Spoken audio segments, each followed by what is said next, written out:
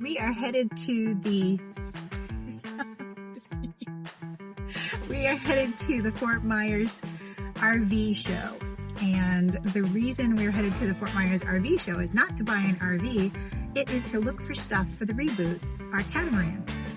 And a lot of times when you're looking at things for an RV and you're looking at things for a boat, the only difference is that one of them has the word marine on it and it's like twice as expensive, which is stupid.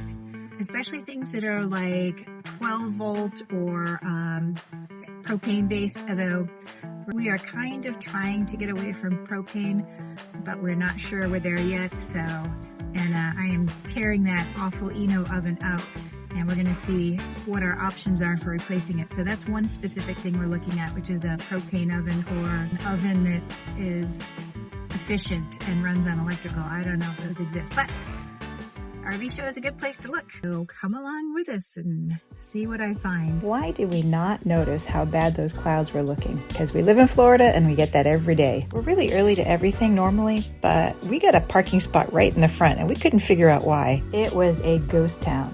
Anything 12 volt. Yeah, there's no accessories here. Now this is the Mesa RV show. Nope, but it's still worth looking to see. Oh, that one's a big one. It's a wreck van. It looks like it's got 4-wheel drive. It's the Barbie Dream Van. And we can put a bow on that thing. Don't get distracted, Robin. That's not why we're here, although they are pretty cute. When I say we have the place to ourselves, I was not kidding. Hey! So as it turns out, this isn't a normal RV show. It's just one vendor, and it's like all of their RVs. So basically, they took all of their RVs that were on their lot and put them in here. But I think we can still get some value out of it because we're going to look and see how the different ones are fitted out, especially the smaller ones where spaces and power is at a premium. And maybe we can get some good ideas. Weren't you in the service center? Yeah. Nope. I am really not a fan of crowds, but I could have used a few other people today to distract the sales guys. In terms of efficient use of small space, I think RVs and boats have really come a long way in the last 10 years. And I don't know whether it's because of the internet where everyone can see what everyone else is doing on their boats and they're like, hey, I want to try that too, or better computer design. I'm not really sure what it is, but I'm definitely seeing an improvement. Our Lagoon 380 from 2009 has so much wasted space, it makes me crazy. That's an F. Yeah. U-R-R-I-O. I've seen these on Amazon. It's just like a instinct drying rod. Nice. Yeah, isn't that nice? And so when we get the countertop redone and we get an undermount sink, man, that's a crappy job. When we get an undermount sink, This is huge. I know, it's very wide. This is a push out. Look at the size of that refrigerator. That's next on my list. Don't forget, hit that like and subscribe button for more sailing videos. I like that. I like the flat, the flat burners, and I like the top. And then it's just a microwave underneath it. But it's got heaters. Yeah. Well, okay. So this trim, you can buy this separately, and it comes for our Panasonic too. So when we put the Panasonic one in there, you just buy that trim piece. We have to make a decision about ovens. Do we pull out the Eno propane oven and put in our Panasonic combination oven? Right now it's sitting on the countertop, taking up a lot of space, and it uses a lot of energy, but it does everything. Here's the video for it from Amazon. I don't make any money on it. I'm not sponsored. I'm just showing you what it can do in case you're interested. It really does work well, but we really absolutely cannot use it for any length of time because it just sucks the batteries down.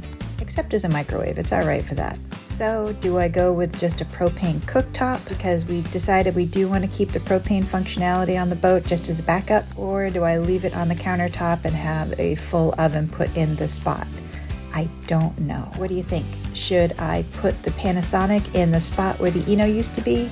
Or should I get another propane oven stove combo? Let me know in the comments, and I'm open to any other ideas y'all have. We'd also like to add a second 12-volt freezer inside the salon to supplement the Engel, which lives in the cockpit.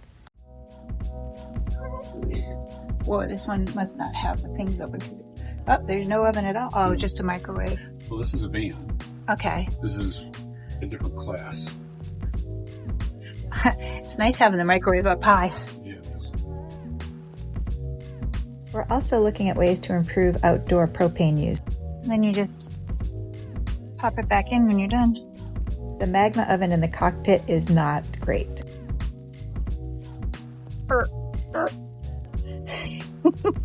This is so hard for me. Okay, that's handy. So if it flipped up, would it be like in front of the window for the galley? Yes. So we'd be giving up some. Oh my god! Not that tall. I mean, I am that tall, but all right. So this one has an induction, but I don't not. Wow, that's a nice.